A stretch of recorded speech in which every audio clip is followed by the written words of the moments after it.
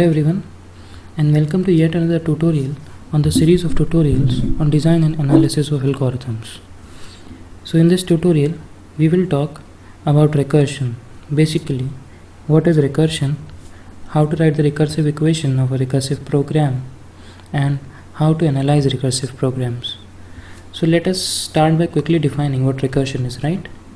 So we define a function calling itself as recursion. As an example, let's say is a function and inside its body it calls a. Then this kind of structures are basically called as recursion. Now if you analyze this program, if a keeps on calling a with no other parameter, this is more or less an infinite loop, right? Because a calls a, again goes back here, and again calls a, and so on, right? So for a successful recursion to occur, there are two conditions. That is, the problem size must decrease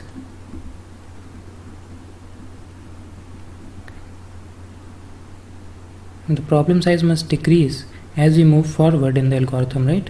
Otherwise there is no point if a is calling a again and again.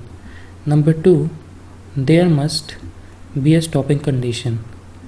There must be a stopping condition, because even if you are decreasing the size of the problem and there is no stopping condition, this pseudo kind of loop will never end and you are basically stuck in an infinite loop. So for an effective recursion to happen, these two conditions must be satisfied, right? Now let us try to write a simple program using recursion.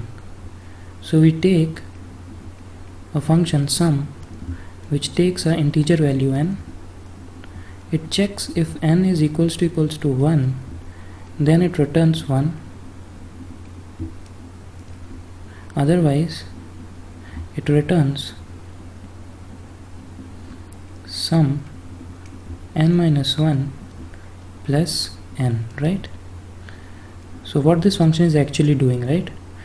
So to analyze that, let us try to run this program over a small input. Let us say we run sum on a value 5. Also I have written this function assuming that n is greater than 0. Okay, so let's see what happens. So we call sum on 5, so this becomes 5, right? We pass the value here, this condition is not true, so we execute the else statement. We call sum on 5 minus 1, which is 4, and to it we add 5, right? Then sum 4 is called, this condition is again not true, we execute the else statement, which basically calls sum on 4 minus 1, which is 3, adding 4 to it. Similarly, we call sum on 2, adding 3 to it. We call sum on 1, adding 2 to it. And then when this value becomes 1, we execute the if statement, and this acts as a stopping condition, returning 1. So this particular function call returns 1, right? And this entire statement becomes 3, which is returned, making this as 6, which is written to this function, making it as 10, which is finally returned to sum of 4, making it 15, which is given to sum of 5. So basically your calling of sum of 5 returns 15. So if you analyze this program, it is doing 1 plus 2 plus 3 plus 4 plus 5 when we passed 5, right? That is, it is doing sum of first and natural numbers. Well, sometimes it becomes difficult to analyze a recursive program, and this way of analysis, that is to try to draw a tree type of structure, basically helps you to get to understand what this particular function is doing. Now let us try to write a recursive equation for this particular function. So basically let us call sum of n, right? So sum of n is doing two things, right?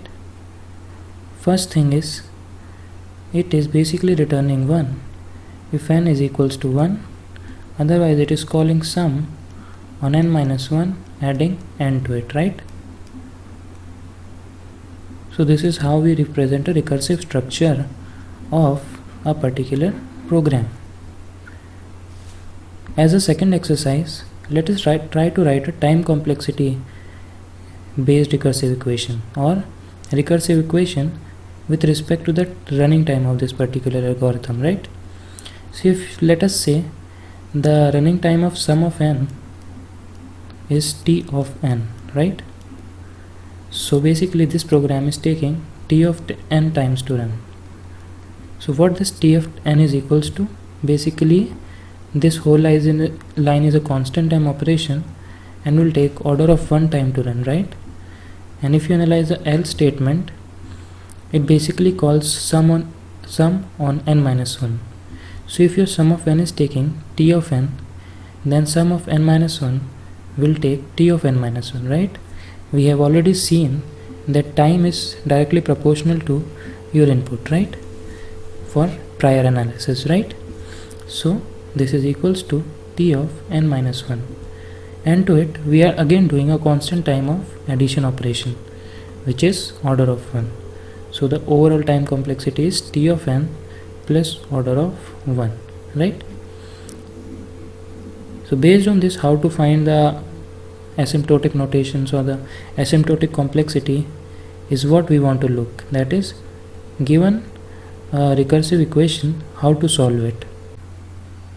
So before ending this video, let us try to write recursive equation with respect to the time of the particular algorithms, so that it becomes easy for you to write the time complexity of algorithms in terms of recursive equations, which can be solved by the methods that we will see in the next video.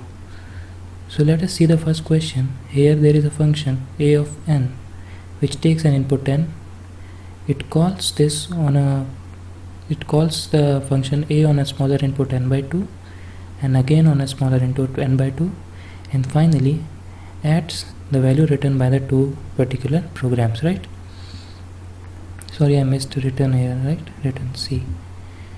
This is just a pseudo program, and what it is doing is not important. What is important is how the time complexity of this program will look in terms of recursive equation. So let's say t of n is the time taken by this, right? Then this particular call will take t of n by 2 time, right? And this assignment is a constant time operation. Similarly, this will take t of n by 2 times, and again this is a constant time operation, right? And finally this statement is a constant time operation, right? So we can write t of n equals to 2 times t of n by 2 plus constant time, right, which is order of 1. So this is the recursive equation with respect to time of this algorithm. So let us see the second example. Here a of n is calling a of n by 3 times, and then finally adding n to it. This addition is a constant time operation, right? So the overall time complexity t of n is 3 times t of n by 3, 1 for each function call. Finally addition takes order of 1 time, right? Let us analyze this last program where a of n calls a of n by 2, right? And then there is a loop which runs from 1 to n, each time adding I to x. So this entire operation is bingo of n, right?